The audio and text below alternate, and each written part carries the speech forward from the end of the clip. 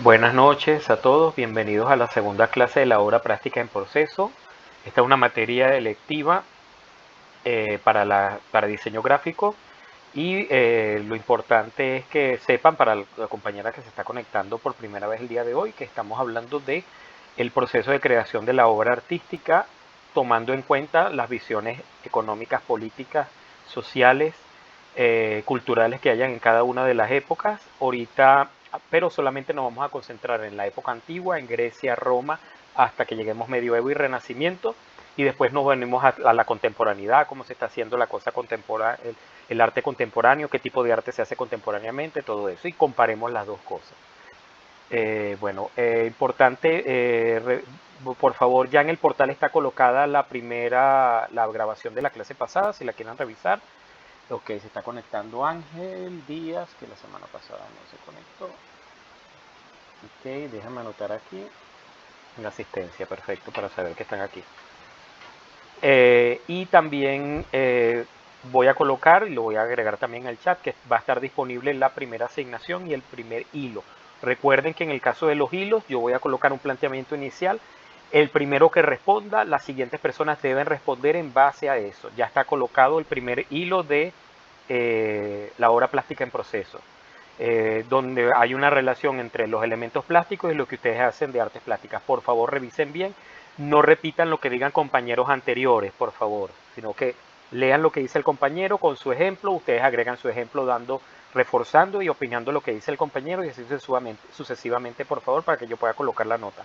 Sigan el hilo de lo que están haciendo y ya agregaré la segunda asignación, la primera asignación también y les incluyo por el chat y les digo por el chat. Ok, vamos a compartir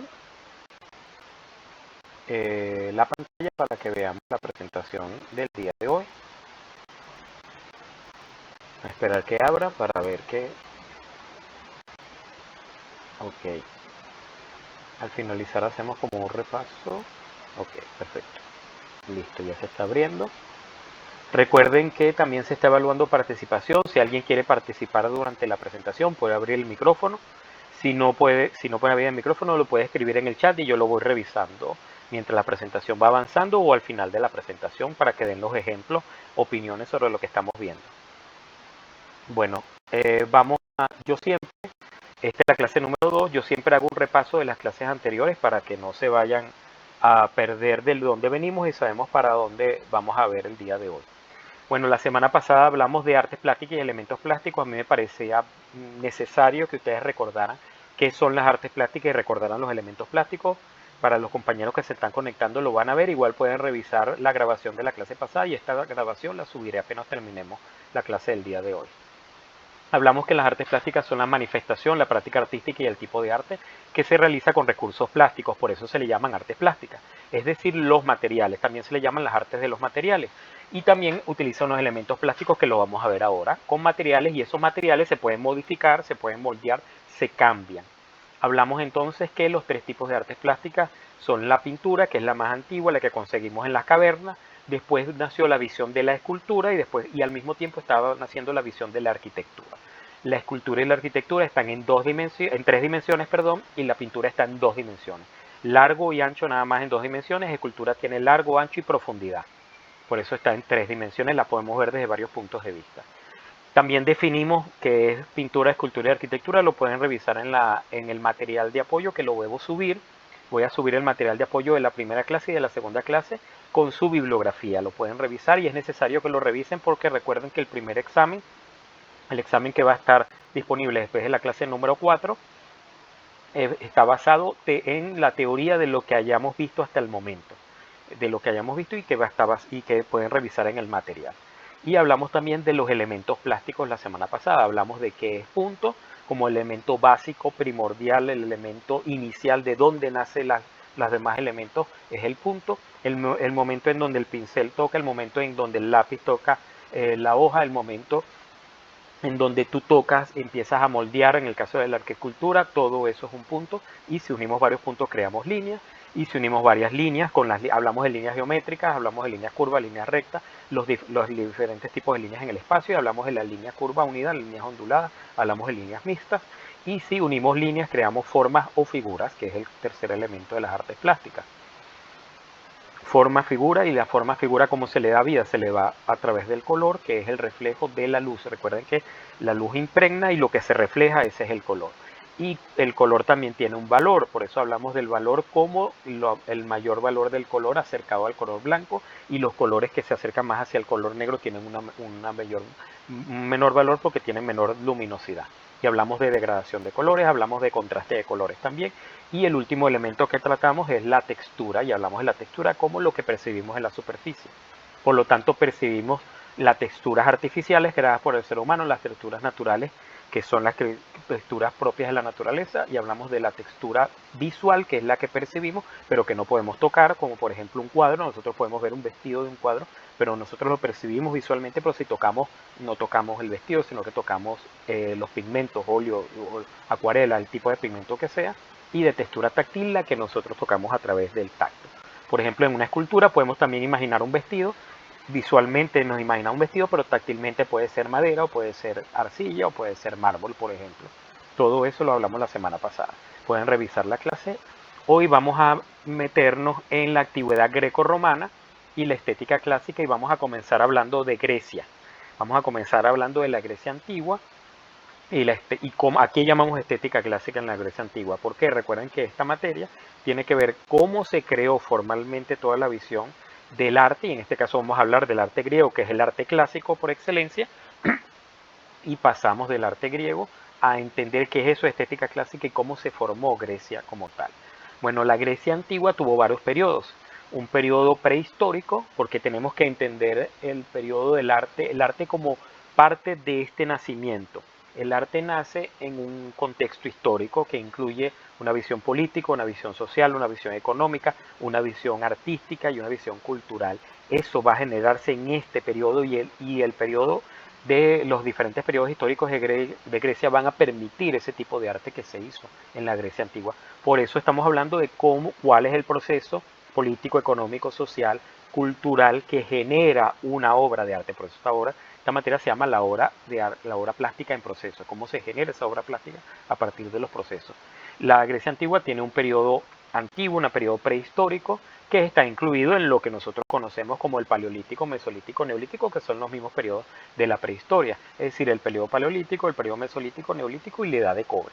Y llegamos al periodo micénico, donde Micenas, el lugar de Micenas es el momento más importante de la Grecia. Se fortalece el archipiélago griego, se forma una civilización muy particular, se florece la civilización de Micenas, hay una economía comercial, y ocurre la famosa guerra de Troya, que lo hemos visto en películas y que este año nos costarán también qué pasa después de la guerra de Troya cuando veamos la película La Odisea con el personaje Odiseo. El fin de la civilización micénica y hace un nacimiento de los centros urbanos. Llega el periodo arcaico, donde nacen los famosos Juegos Olímpicos, las primeras constituciones de Atenas, hay unas colonias también de Grecia que son parte de lo que más adelante se llamará Italia, y empiezan las legislaciones como tal para formar Atenas como centro histórico importante, y en la actualidad Atenas sigue siendo la capital de Grecia, del país que llamamos Grecia. Hay una tiranía de un tirano, que en este caso el tirano no es una persona que asume el poder y lo utiliza de una manera irracional, sino que es un tirano porque tomó el poder sin que se lo haya ganado. Por eso se le llama tiranía en ese momento. Hay una conquista persa y hay una pelea con las guerras persas, la constitución de Atenas, y después se llega a un tratado de paz cuando los griegos le ganan a los persas. Y viene el periodo clásico, que es el periodo más importante y el periodo donde el arte es mucho más importante en Grecia, con Pericles como dirigente escogido en la guerra del Peloponeso, porque terminan peleando con Esparta, la rendición de Atenas, Esparta toma el poder, después viene el periodo macedónico con la llegada de Alejandro Magno y Filipo II de Macedonia, hasta que viene el periodo helenístico, que es el periodo de decadencia de la cultura griega antigua, con la revuelta más antimacedónica y conquista de Roma.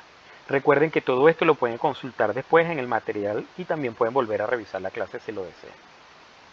¿Cómo son las áreas culturales de esa Grecia? Imagínate culturalmente qué estaba ocurriendo en la Grecia antigua. Bueno, primero había la cultura cretense ubicada en Creta, la ciudad Creta como tal. En ese momento Grecia no era un país. Grecia era cada una de los lugares, de las ciudades de Grecia, eran países en sí mismos. Cada una de las ciudades tenía reyes. Por eso se consideran y se llamaban ciudades-estado. Ciudades-estado, es decir, cada ciudad, ¿qué significa que sea estado? Imagínense ustedes, Venezuela es un estado y tiene como capital Caracas, pero en aquel momento Creta, con sede de influencia del mar Egeo, tiene como ciudad principal Noso. Entonces Noso es una ciudad y al mismo tiempo es un país, por eso lo llaman ciudad-estado. Y tenía el rey de Nosos, el rey de Nosos. Entonces, porque cada ciudad era un reinado en sí mismo. El imperio, la cultura cretense es una cultura basada en el mar, por eso se llama que era una talasocracia, es decir, importancia en el mar. Tenía una vida de lujo y gran comodidad, una cultura de bastante dinero, y su organización política era Minos, un rey, un consejo de nobles que lo acompañaban y una asamblea popular. Vean que esa organización casi se mantiene en la actualidad, aunque en la actualidad es un presidente, el consejo de ministros y una asamblea legislativa, una asamblea nacional, un congreso nacional. Pero en aquel momento era así. ¿Qué es lo importante en la cultura cretense? Bueno, hicieron arquitectura, hicieron pintura, hicieron cerámica, hicieron orfebrería. Les encantaba la parte de la comodidad y orfebrería, el uso del oro, por ejemplo. Está la cultura micénica, que está en la península de Peloponeso. Ahorita vamos a ver una imagen de cómo era la Grecia antigua. Y tiene una ciudad-estado, es decir, lo mismo que les acabo de explicar, que para los griegos lo llamaban polis. De polis viene la palabra política. Es decir, que una persona que vivía en la ciudad-estado era un polietes, es decir, una persona política que vivía, que era parte de la ciudad, lo que llamamos en la actualidad un ciudadano, en aquel momento lo llamaban polietes. Entonces la ciudad-estado más importante es Micenas, por eso se llama cultura micénica, y existen otras ciudades de la cultura micénica como Tirinto o Argos, con una organización política como un rey, un consejo asesor y una asamblea popular también. Está la cultura jónica de la región de la Jonia, por eso se llama cultura jónica, y donde nace un tipo de arquitectura que lo vamos a ver ahorita más adelante, que es la Grecia asiática porque pertenece más al área de Asia. Las ciudades-estado más importantes de la cultura jónica son Éfeso, Mileto, Esmirna, Samos y Quíos. Lugar de nacimiento de Tales de Mileto, por ejemplo, de Heráclito, de Pitágoras, el famoso Pitágoras del teorema de Pitágoras, nació en la región de Jonia, y de Homero, que es el escritor de la Ilíada y de la Odisea. Esos cantos que nos reflejan la Ilíada, la guerra de Troya, y la Odisea, qué pasó después de que Odiseo gana en la guerra de Troya, cómo hizo para regresar a su ciudad. Eso lo cuentan en la Odisea. Eso lo escribió el poeta Homero. Lo más importante de la cultura jónica son aportes en la literatura, la filosofía, la historia y el arte. La organización política vuelve a tener un rey. Vean que la visión de los reyes es muy antigua, un consejo asesor y una asamblea popular. Y la cultura espartana, una cultura muy importante. Si alguno vio la película 300, es la cultura de Esparta. 300 habla de Esparta. Esparta es una región de Laconia en el Peloponeso. Tiene una constitución de Licurgo, que establece que hayan dos reyes, un consejo de 5 asesores llamados éforos, un congreso de 28 ancianos llamado Jerusía y una asamblea popular llamada Apela. Es decir, tiene una organización muy importante. El sistema de gobierno entonces es una diarquía, porque son dos los que dirigen, dos reyes, por eso se llama diarquía doble, moderada por unos asesores y unas asambleas. La clase social es la primera, formada por espartanos que podían gobernar, una segunda de periecos que vivían en las montañas y una tercera clase de hilotas que eran siervos de los espartanos. Y lo más importante de Esparta es que era una educación militar, es una región profundamente militar, con preparación para la guerra desde que era joven. Y eso se ve en la película inspirada en cómo era la cultura espartana 300. Y por último tenemos la cultura más importante, que es la que nos vamos a concentrar más adelante, que es la cultura ateniense, porque en Atenas es donde está el centro de la mayoría de la visión cultural. Ya vimos que hay otras visiones culturales, pero Atenas es muy importante. La región del Ática, Grecia continental, influencia en toda Grecia y aportes al arte, la literatura, la filosofía y la creación de la democracia, que quizás es el aporte más importante de la cultura de Atenas. La democracia como centro vital del mundo en la actualidad sigue estando. Recuerden que viene de la palabra demos, que significa pueblo, y kratos, que significa poder, el poder del pueblo, para el pueblo y por el pueblo. Lo vamos a ver más adelante con mayor profundidad.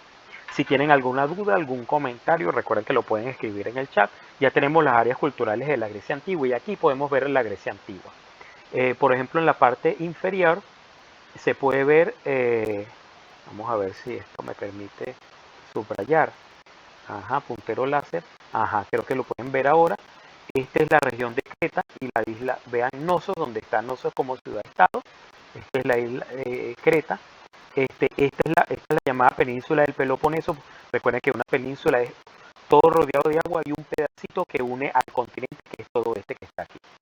Entonces aquí tenemos en la península de Peloponeso, tenemos Esparta, aquí está la región espartana, y dentro de la península está Argos, está Epidauro, y Atenas está del otro lado, más allá de la península. Por eso se llama la guerra del Peloponeso, por pelear Esparta y Atenas. Aquí está Atenas, que es el centro actual incluso de lo que se llama Grecia.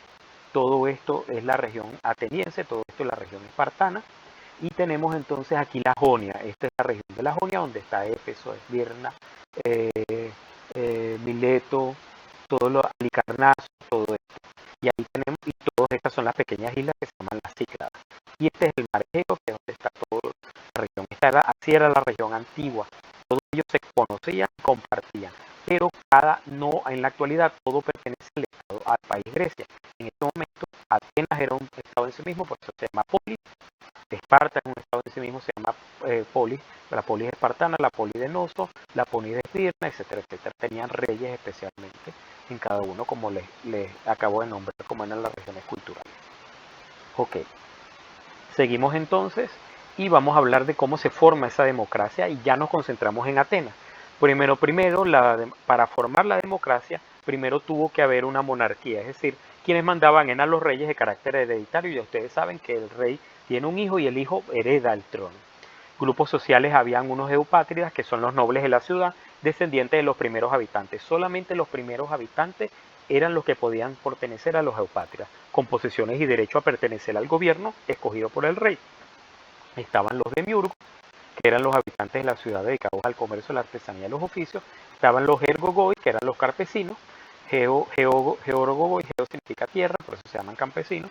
Y otra gente sin oficio, extranjeros, esclavos, prisioneros. Y los esclavos, muy importantes, eran prisioneros de guerra y deudores. De la monarquía se pasa a una oligarquía nobiliaria. Es decir, cuando ya se pierde la visión de la oligarquía, viene un gobierno en manos de un grupo de nobles, los eupátridas.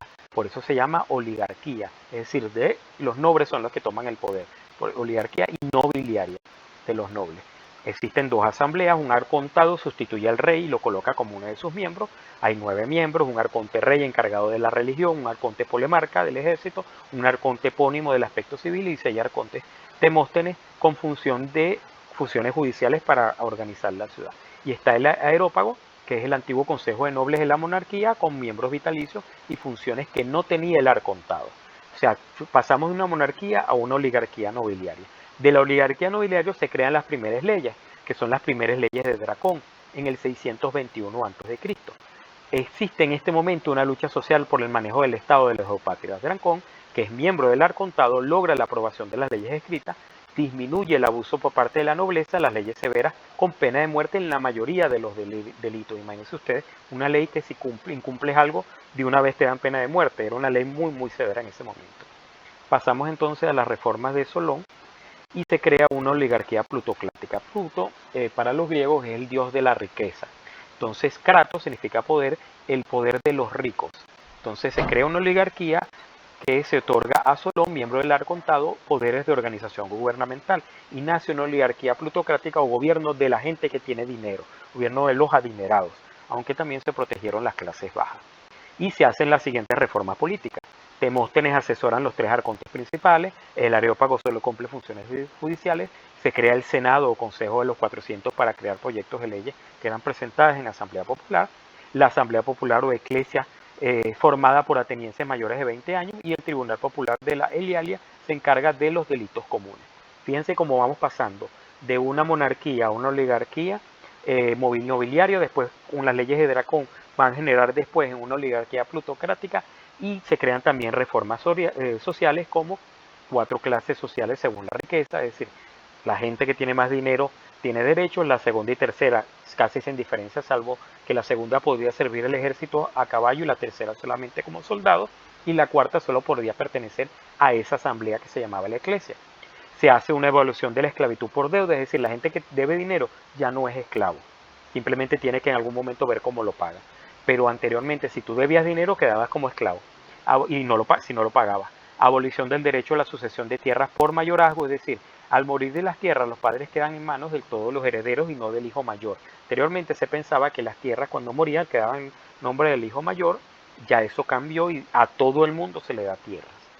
y viene la famosa tiranía de Pisístrato del 561 al 528. Recuerden que antes de Cristo se cuenta al revés, porque vamos del 600 a.C., 500 a.C., 400 a.C., 300, 200, llegamos al año 1 antes de Cristo y pasamos al año 1 después de Cristo. Entonces estamos contando al revés.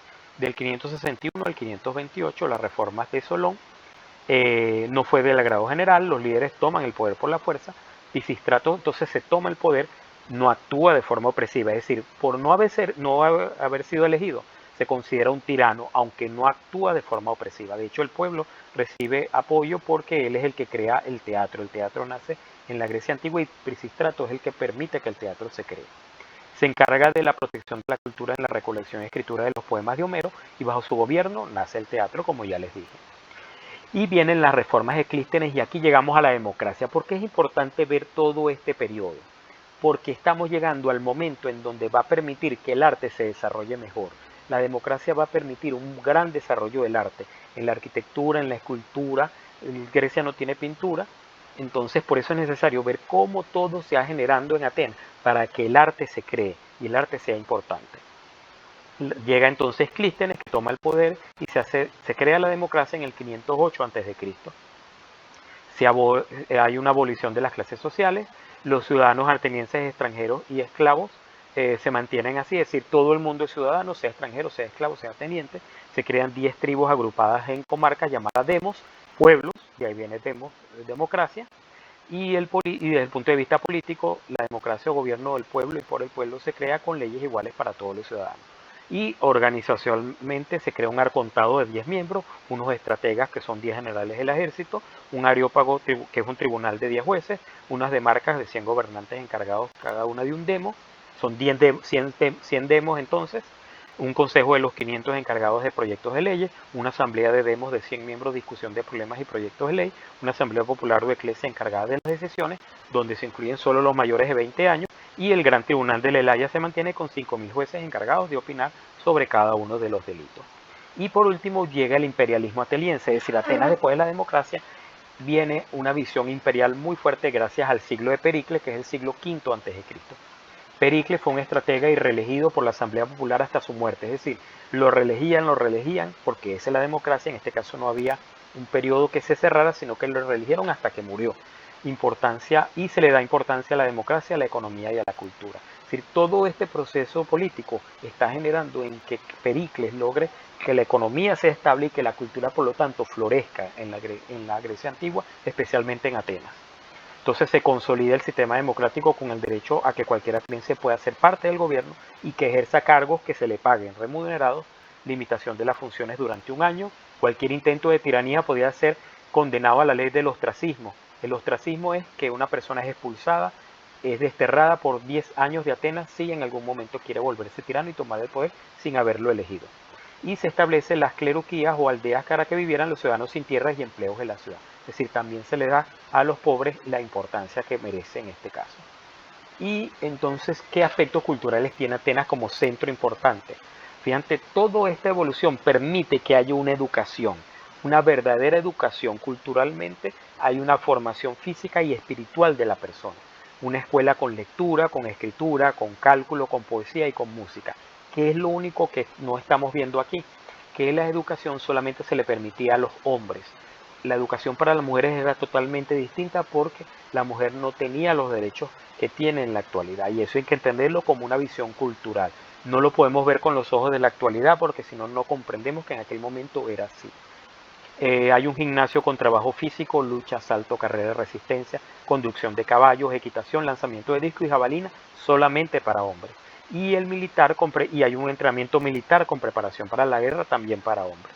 Sí había educación para las mujeres, pero solamente educación dentro de las casas para que sepan administrar una casa, sepan administrar cómo el dinero de la casa, la cocina, todo lo que corresponda en aquel momento que se pensaba que era para la mujer, pero no era determinado, no se le permitía la participación como tal en la educación, ni tampoco la participación en las asambleas y en la toma de decisiones del poder. Eso nunca ha sido así, no ha podido ser hasta más o menos entrado un poco la época del Renacimiento y sin embargo costó bastante. En la literatura, la poesía épica, canto de historias y leyendas, La literatura es muy importante en la Grecia antigua, por eso también en Atenas. La poesía lírica, que es la poesía de versos. La oratoria, que es enseñanza a través del discurso, es saber expresarse correctamente. Y el teatro, que son fiestas en honor a Dioniso. Dioniso es el dios del vino y también es el dios del teatro, donde se representaban tragedias y comedias para elegir un ganador. Se hicieron, de hecho, Pisístrato es el que inicia eso. Por eso se ganó que el pueblo lo apoyara, porque decidió hacer concursos de tragedias y de comedias. Y también nace la historia, el estudio histórico gracias a los registros de los hechos de Herodoto, Tucídides y Jenofonte. De hecho, la primera historia se llama Historia de Herodoto, porque él escribió lo que estaba ocurriendo en la Grecia antigua. Y nace también la filosofía en la Grecia antigua con amor por el saber y la sabiduría misma. Eso es lo que significa filosofía. Filo de amor o de gusto y sofía de saber, el amor por el saber. Con Sócrates, Platón y Aristóteles. Aunque Sócrates no dejó escrito nada, nosotros leemos a Sócrates porque Platón registró diálogos donde Sócrates habla y participa, y Aristóteles es discípulo de Platón. Entonces ya tenemos toda la visión cultural de Atenas, de lo que estaba ocurriendo desde el punto de vista político, que va a generar en una mejor visión de la educación, una visión literaria, una visión histórica y una visión filosófica, para crear también una visión religiosa. Los antiguos griegos, en el mundo antiguo griego, la religión era personal, directa, y estaba presente en todos los ámbitos de la vida. Tenía rituales que incluían sacrificios animales y libaciones, que es libaciones, le hacían rituales en honor a los dioses, y mitos para explicar los orígenes de la humanidad y dar a los dioses un rostro humano. Templos que sobresalían en el paisaje urbano, festivales de cada ciudad, competiciones deportivas y artísticas nacionales, todas en homenaje a dioses. La religión nunca estaba lejos de la mente de un griego antiguo. Si bien un individuo podía haber residido sobre el grado de intensidad de su creencia religiosa, y algunos pudieron haber sido escépticos, no creían en nada, ciertos fundamentos deben haber estado lo suficientemente extendidos para que el gobierno y la sociedad funcionaran, porque ellos consideraban que los dioses existían, podían incluir en los asuntos humanos y acogían y respondían los actos de piedad y adoración. Y pueden buscar la religión griega, van a darse cuenta que está la historia de los titanes, la titanomaquia, está la historia de los gigantes, la gigantomaquia, está la historia de cómo Zeus venció a su padre y toma el poder y crea junto con Hades y con Poseidón. Está la historia del nacimiento de, bueno, la hermana de Zeus, que además fue su mujer, porque en aquel momento no había problemas con eso, Hera, y está toda la historia del nacimiento de Afrodita, de Dionisos, de Hermes, de Heracles, que para los romanos es Hércules. ¿Cómo es que se llama? Me falta alguien. Ya les hablé de Poseidón, Afrodita, Hermes, Ares, el dios de la guerra, Atenea, la diosa de la sabiduría y de la justicia, etcétera, etcétera. Poco a poco la pueden referir. Entonces se están dando cuenta que hay una visión cultural claramente en Atenas, que hay una visión política, que hay una visión social, una visión literaria, hay una organización que se está dando en cada una, social y económica también. Y esto va a generar un tipo de arte específico, y eso es lo que nos vamos a concentrar al finalizar. Ya vieron cómo va evolucionando artísticamente, políticamente, económicamente, socialmente Atenas, y al final hablamos de algo culturalmente para llegar al arte de la Grecia antigua, y nos vamos a concentrar en el arte arquitectónico y el arte escultórico, que es lo más importante de la Grecia antigua. Semana que viene, que vamos a hablar del arte romano, vamos a ver otras cosas totalmente distintas, aunque hay una cierta continuidad en algunas cosas. Bueno, ya ustedes saben que los tres órdenes griegos son el orden dórico, jónico y corintio. Son los tres órdenes griegos, que son las tres formas en que crearon arquitectónicamente. Aquí tenemos el orden dórico, que es el orden más antiguo. Está presente en el Templo de la Concordia, en Agrigento, en aquel momento se llamaba así, y en la actualidad es la isla de Sicilia, porque recuerden que también parte de Grecia, de la Grecia antigua, tomó parte de lo que en la actualidad se llama Italia, y la isla de Sicilia pertenece en la actualidad a Italia. Este templo se construyó entre 440 y 430 a.C. ¿Cómo es el orden dórico? Bueno, es una columna con un fuste.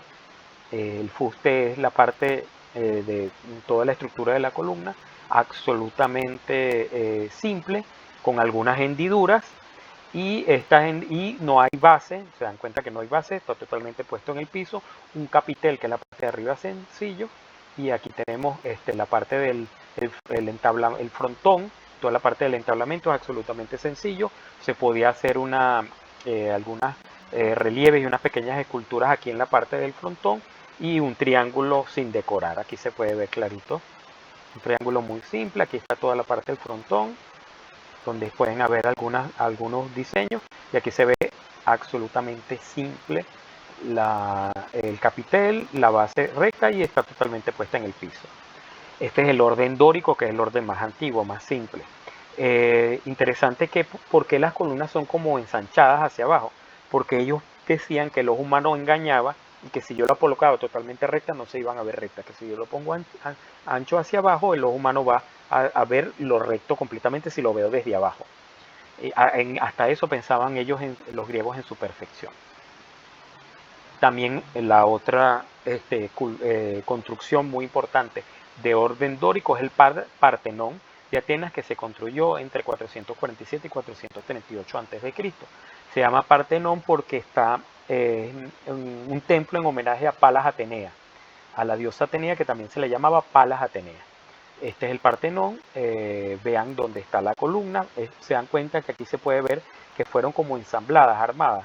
Pareciera que unas hendiduras, porque ellos armaban la forma, tenían como una base, casi que como un Lego, iban armando la columna completamente. Y aquí tenemos el capitel absolutamente sencillo. Lamentablemente con el paso del tiempo se ha caído y por eso no se sostiene.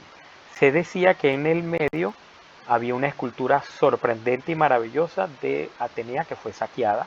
Ya les diré por qué, porque más adelante vamos a ver una escultura que homenajea a esa. Ok. Tenemos el segundo orden, que es el orden jónico, sobre todo en la región de la Jonia, de ahí viene de jónico.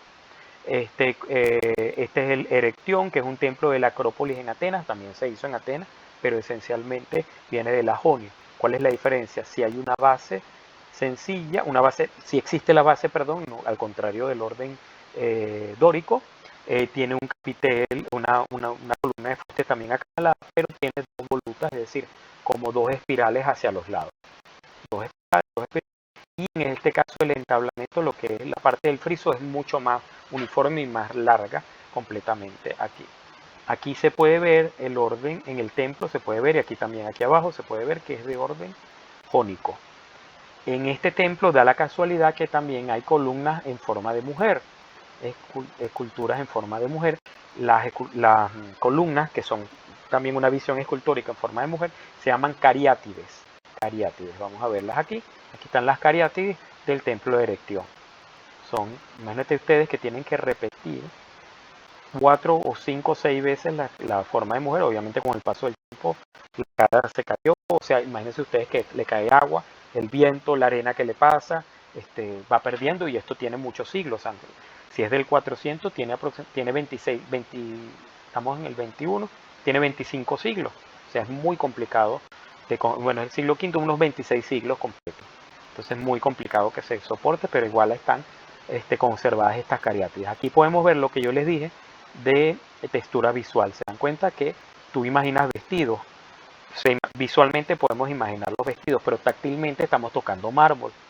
No estamos tocando una vestimenta como tal, pero lo maravilloso de la escultura es que es capaz de hacernos la reflejo. Vean cómo estas dos tienen la pierna derecha, la representación de la pierna derecha hacia de la izquierda, perdón, y estas dos tienen la representación de la pierna izquierda hacia el frente. Estas se llaman cariátides. Cuando son esculturas en forma de mujer en la Grecia antigua se llaman cariátides, columnas en forma de mujer.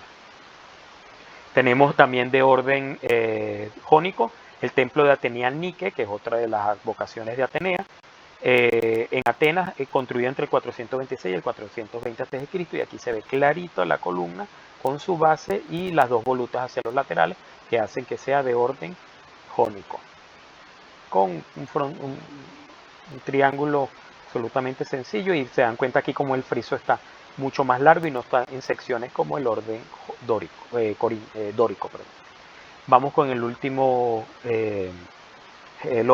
orden, que es el orden que nació en Corinto, que es otra de las ciudades, pero también llegó a Atenas.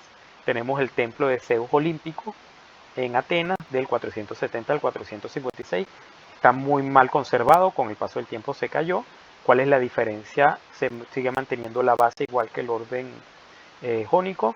se sigue manteniendo la fusta, pero es un poquito más alargada y se agregan hojas de acanto. Acanto es una flor, como una mata, una planta, la hacemos de hojas de acanto y le agregamos unas pequeñas, se mantienen las volutas, pero son muy pequeñitas y con unas hojas que la acompañan que se llaman hojas de acanto.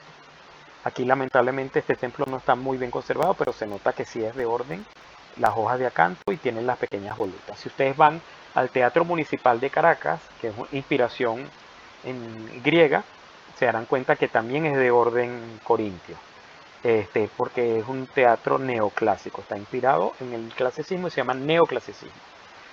Entonces tenemos orden corintio ahí, tenemos las columnas de orden corintio, en el Teatro Municipal de Caracas. Estas son los tres órdenes griegos. En el punto de la escultura ha ido evolucionando. La primera escultura, que es la escultura antigua, la escultura de la época más prehistórica y más antigua, es una escultura muy rígida. Es una escultura casi sin movimiento, se parece mucho a las esculturas egipcias. Son muy hieráticas, es decir, que no tienen movimiento. Y se darán cuenta que los rasgos no están muy bien reflejados, son muy simples, tratan de reflejar obviamente la figura femenina, masculina, en este caso la figura masculina y la figura masculina, completamente, pero no es muy cercano al realismo, son muy rígidos totalmente. Tenemos el Clovis Vitón del 600 a.C. y el Kuros o Kouros del 610 al 590 a.C., que es aproximadamente cuando se hizo el tallado. Esto es piedra. Este caso es piedra y este caso es una especie de mármol también. Esto sí es piedra tallada. 600 estamos en el siglo 7. Este es del 7 al 6 aproximadamente. Entonces es una época muy antigua. Este es el periodo muy antes del periodo clásico.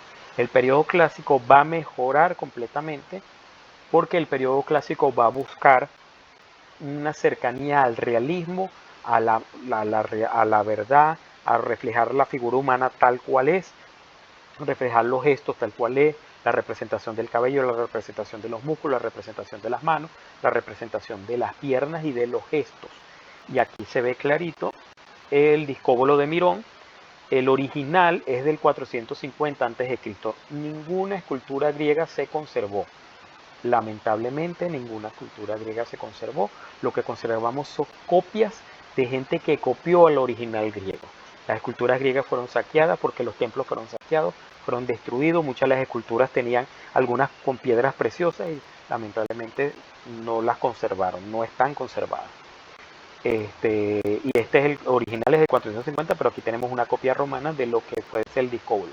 Se llama el discóbolo porque es la persona que lanza el disco en las Olimpiadas. Y vean la representación de los músculos, las manos, incluso los músculos de las manos, los dedos, la cara, el cabello, todo esto es representación como en arte. Vean cómo este músculo se ve, incluso las uñas, la representación de las uñas es sorprendente. Y tenemos el diadúmeno de Policleto. El original es de 420 a.C., está también una copia romana, como ya les dije, todo es copia. Esto sí está hecho en bronce y esto está hecho en mármol.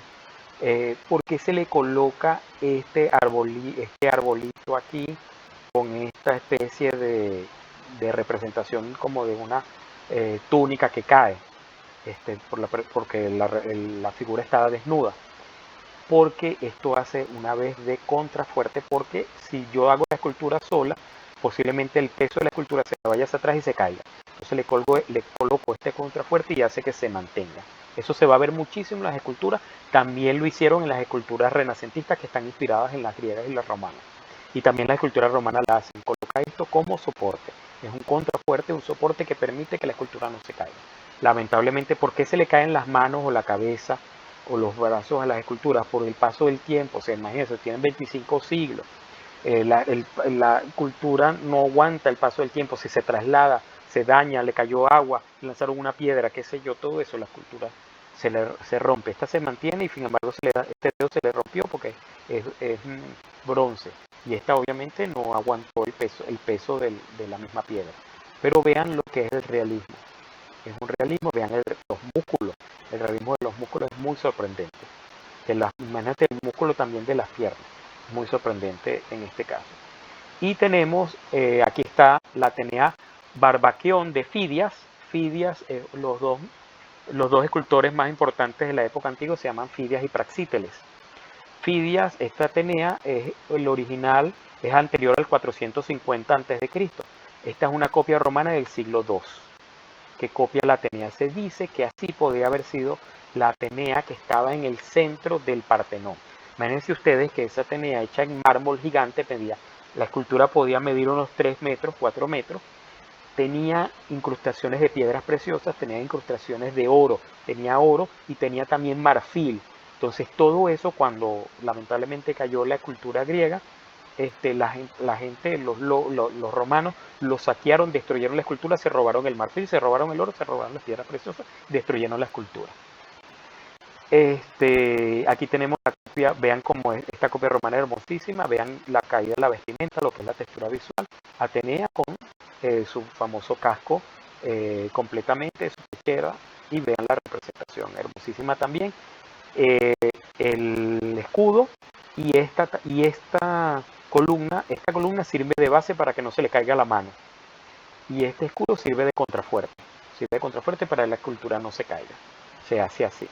Y este es el Hermes es el dios el mensajero de los dioses, con el niño Dioniso aquí chiquitico.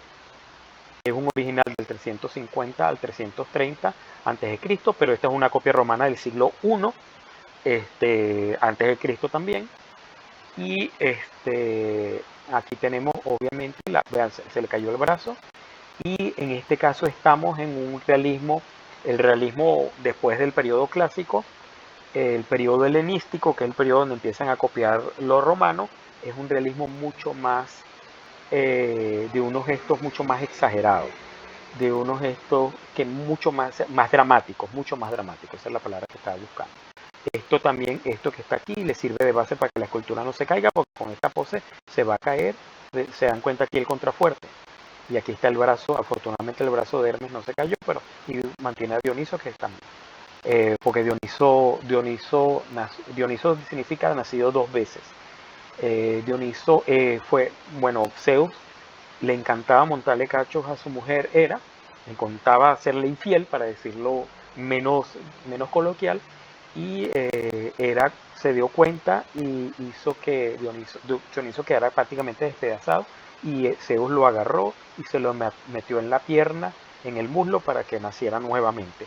Y nació, por eso se llama el dos veces nacido. Pueden buscar la historia del origen de cada uno de los dioses griegos y se van a sorprender. Ok, aquí tenemos esta escultura mucho más dramática, y se nota que es más dramática, la pose, todo esto mucho más en comparación con esta, que tienen ciertas cosas pero son más realistas. Y por último hablaremos de la estética clásica. Es decir, lo que vamos a hablar de la Grecia antigua y lo que hablamos de la Roma, que vamos a hablar en la clase que viene, las civilizaciones griega y romana en su totalidad fueron llamadas la civilización clásica. De hecho, el arte clásico nuestro es el arte griego y el arte romano. Griego y romano antiguo. Es el arte clásico por excelencia. Porque tienen establecido patrones culturales que se volvieron un canon. Es decir, un patrón a seguir, y que aún continúa siendo válido. Por eso lo llamamos el clasicismo, el arte clásico. Por eso existe otro que se inspira en el clasicismo y se llama neoclasicismo o neoclásico, porque se inspira en la estética clásica. En este sentido, clásico es todo lo que establece un modelo con el que se juzgan expresiones que pertenecen a una misma categoría. El término se utiliza en un sentido más estricto para referir a un breve periodo de la larga historia de la cultura griega antigua, desde mediados del siglo V, el siglo de Pericles, hasta finales del siglo IV. Todo ese es el periodo clásico griego, cuando se desarrolló un estilo y se quedó un grupo de obras que durante siglos se consideran el mayor logro del arte de la escultura de todos los tiempos, y por lo tanto tienen la calificación de clásica. La idea de belleza en la antigua Grecia y de los romanos es el fundamento de las nociones futuras de lo bello en Occidente. ¿Qué es lo bello? Lo bello tiene equilibrio, lo bello es perfecto. Lo bello busca un reflejo cercano de la naturaleza. Para ellos lo bello y lo bueno y lo verdadero era una sola cosa, es decir, algo bello era bueno para ti, era verdadero para ti. Algo verdadero y bueno para ti es algo bello para ti. Y su naturaleza tenía que ver con la mesura, es decir, la moderación, no lo exagerado, sino lo moderado. La mesura, la templanza, la armonía, la justicia, lo prudente, la adecuación del ideal a una época y la adaptación a la filosofía, es decir, a conocer cada vez más. Todo eso es parte de la estética clásica y de lo que llamamos clásico. a lo que llamamos clasicismo dentro de la estética griega, y también lo vamos a ver como de arte clásico lo romano. ¿Por qué? El Renacimiento se llama Renacimiento, lo vamos a ver en su momento, porque se inspira en lo clásico, se inspira en lo griego y se inspira en lo romano. Ok, creo que con esto terminamos. Sí, vamos a ver, vamos a salir. ¿Alguna opinión, comentario sobre lo que acabamos de ver? Les acabo de hablar de cómo evolucionó. Hay unas que se hacían pasar por hombres para estudiar. Sí, es verdad, Elizabeth, tienes toda la razón. Hay algunas mujeres que la única manera que podían estudiar, para estudiar tenían que hacerse pasar por hombres, cortarse el cabello, tener ciertos rasgos y hablar de una manera para hacer. Tienes toda la razón, es así. Incluso se dice que hay una mujer que pudo llegar a haber sido papa, porque se transformó completamente, logró ser sacerdote y logró ser elegido papa. Sí, señor. Hay una película que habla de eso. Hay una película que habla de eso. Creo que se llama Ella fue papa o algo así.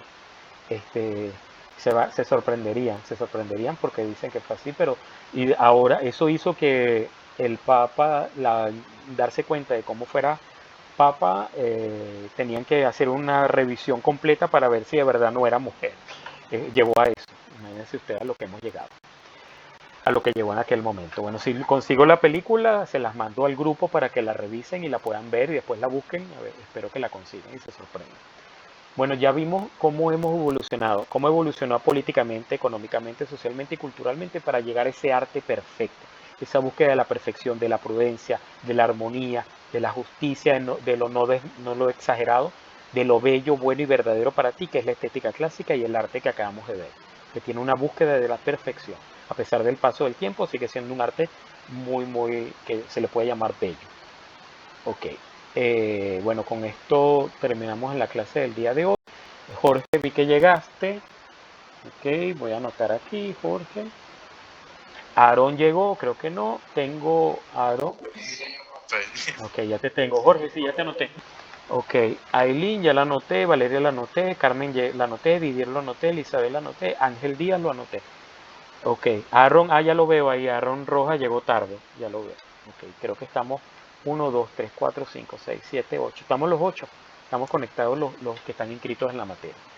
Bueno, recuerden revisar entonces el primer hilo, ya está colocado el primer hilo, respondan, el primero que responda, sigan el hilo por favor, porque si no se los voy a escribir ahí, que tienen que responder, y estén pendientes que debo subir la primera asignación. Ok, ¿cómo hacemos las personas que están bloqueadas? No te preocupes, no te preocupes por eso, que yo dejo las asignaciones hasta la última semana de clase. O sea, va a estar disponible hasta la última semana de clase si no hay para que no haya ningún inconveniente. Y si se llegan a bloquear después de la última semana de clase, antes de entregar nota me tienen que avisar, yo las puedo volver a abrir para que suban las asignaciones y yo las pueda corregir. ¿Ok? ¿Alguna otra duda hasta el momento? Ok. No, ok, gracias. Bueno, entonces terminamos la clase por el día de hoy. Muchísimas gracias. Nos vemos la semana que viene donde vamos a hablar ahora de los romanos.